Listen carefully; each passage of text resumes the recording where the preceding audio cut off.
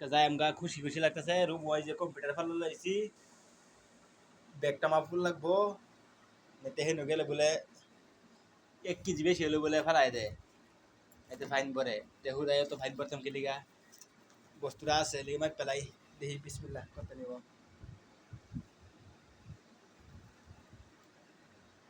ও বেশি হয়েছে না 8 কিলো 465 গ্রাম চলবো